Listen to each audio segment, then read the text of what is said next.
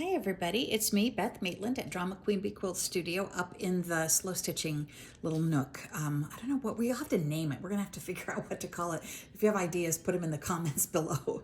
I just am here today to talk a little bit about a couple of my projects that I'm working on, another couple of ideas, a flip through, number 2, on telling you some ways you can apply your little projects to useful things that you can make. So this is more than just a needle book. This is an actual sewing kit.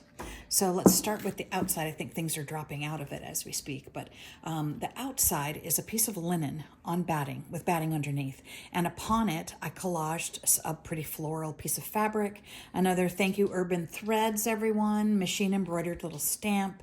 I sewed on some bits and bobs, another piece of just torn quilting cotton fabric I had left over, a little piece over here that brings this to the back, and then a lot of Bora stitching, some or Kantha stitching. There's Bora is the art of actually sewing it on top of a mend, and Kantha is the in and out.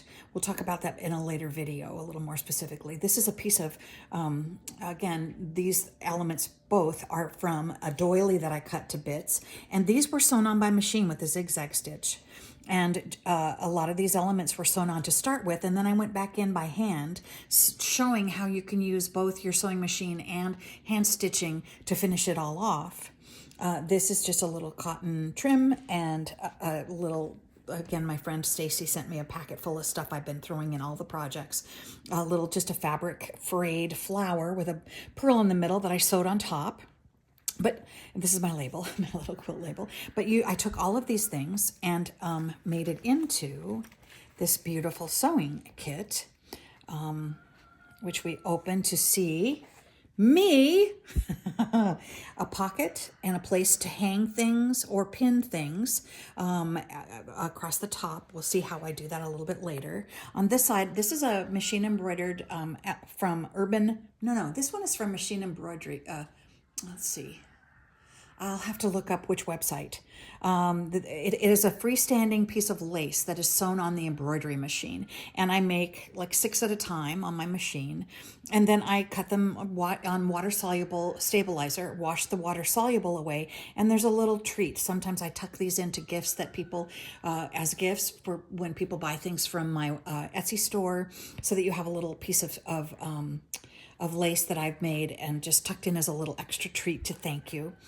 In the background of all of these fabrics, this is again was all constructed by machine. It's just all things that kind of go together. There's some, I love to use typing and print, and this is a little pin cushion I made and stuffed with batting and sewed down, a little place to just have pins handy. When your book is open, you can stick them in properly, but this is to keep us from getting stabbed and so that it will close. A little bit of trim sewn down. Our new page, a little torn piece of linen left over, and a tassel from a clothing line I love to wear. Johnny Was is the name of the designer, and they put these little tassels on every one of their clothing tags, and I always save them and put them in all of my projects. So you'll see these as a recurring element to my clothing addiction. Little clips, a little pocket here to put things in. And on this side, there's 3 colors of beautiful Australian felted wool. And I got them in a few kind of smaller cuts of these to actually trying to learn some applique. But in this case, they're little needle cases, needle pages to tuck in all of your different kinds and sizes of needles. Little lace trim. On this page, this is where these fell out of. My beautiful embroidery scissors get tucked in there.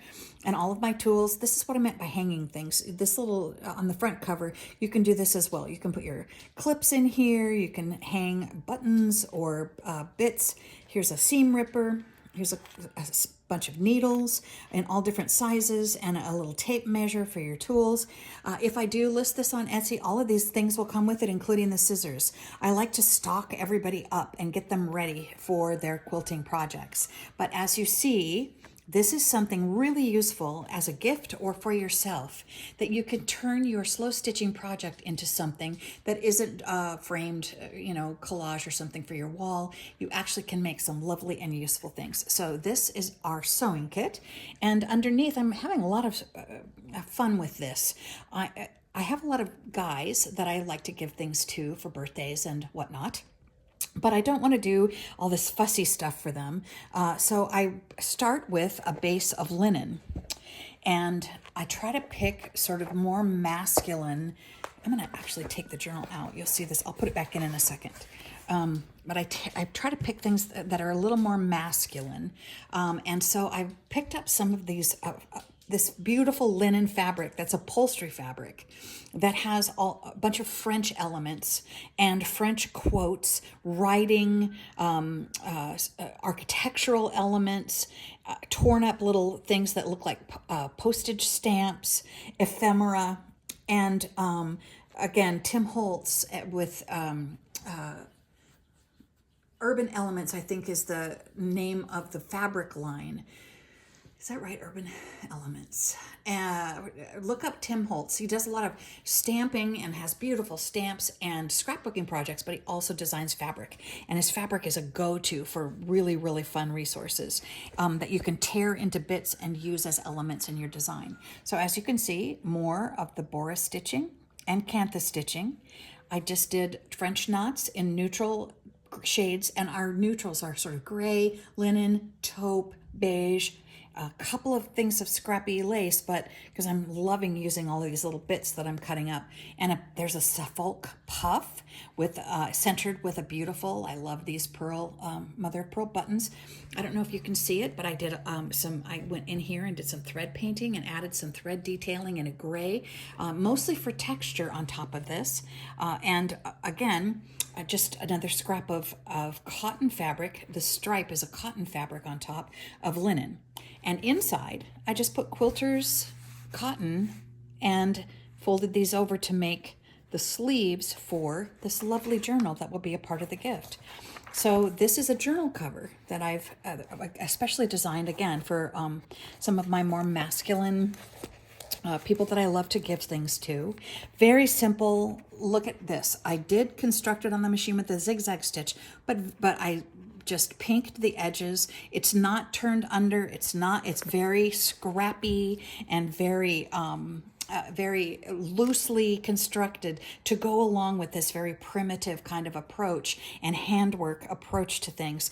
But what a fun gift this is. It's going straight to a dear friend of mine at my other job for his birthday, and inside will be a lovely journal.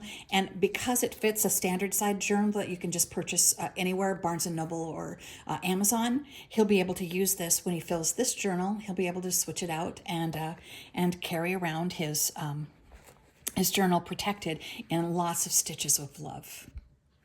So those are two ideas of things that you can make with your slow stitch projects that are useful and lovely gifts that you can share all of your care and concern, your time, your love, and your creativity with the people around you that appreciate your journey.